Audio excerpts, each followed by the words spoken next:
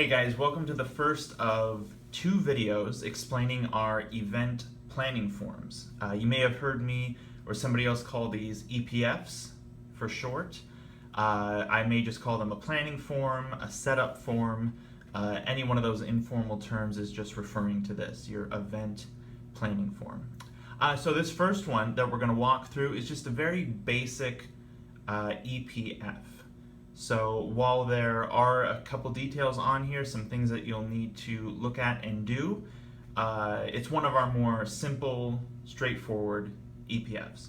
So the way it works, the week before, you get your schedule for the week. We have a video on that if you'd like to watch it.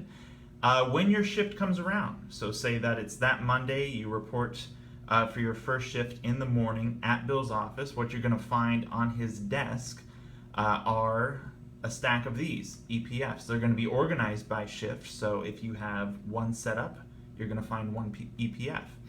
If you have three setups to do, you'll find three EPFs as well. This one being on the Dropbox, you can't see it here, but we will in red ink at the very top. We just like to write a reminder of when that setup is taking place, so the date and the time. So you'll see that when you report for your shift. This first page, pretty straightforward. You're going to see here the event name. So if there's ever any confusion about what you've seen on your weekly timesheet versus what you need to do, this is all your information you can confirm on. You're going to see the building, the room, pretty straightforward. This is when the event is taking place. Let's scroll down here. On this first page, whoever submits this event request, they have the option, and we encourage them to do this, they have the option to draw a diagram. Now, like I said, this event is very straightforward, so they didn't feel the need to, but still, the more visuals for us, the easier it makes our job. Second page. What you really only need to worry about is what's here on the left. That really concerns us. So as far as the room setup, estimated number of attendees, 100. That's going to refer to how many chairs we are going to need. So how are we going to set up those chairs? They set it right here in straight rows. So we like to leave a nice aisle in the middle. So for this setup, you could maybe assume right away you'd want two sections, 50 chairs in each section.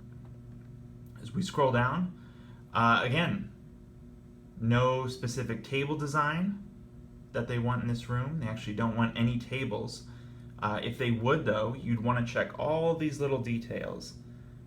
Do they want any catering tables? Tables for registration, 8 foot, 4 foot, or 6 foot, 4 foot, excuse me.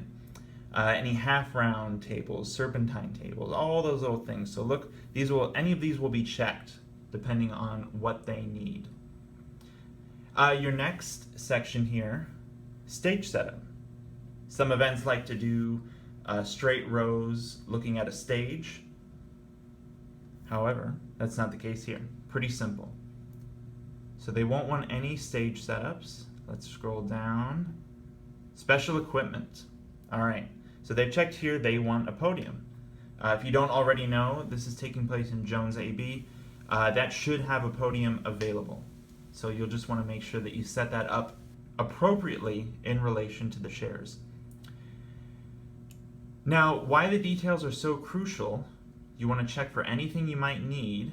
So just as you go from Bill's office and you take these EPFs to your room to set them up, look over the example. So if they have a diagram, confirm what's on there. Double check everything. Double check the chairs. Make sure they look good. They're in straight rows. They're neat. You review anything else you need. Your podium. Sometimes on the very last page, they specify other details. So here you go. They've said facing east with podium.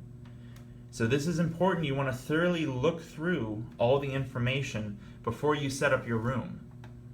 Because if you just make an assumption and you set up your 100 chairs, you get the podium, and you do it how you think you might need it done because they didn't draw a diagram, if you miss this little detail, that could change everything right there.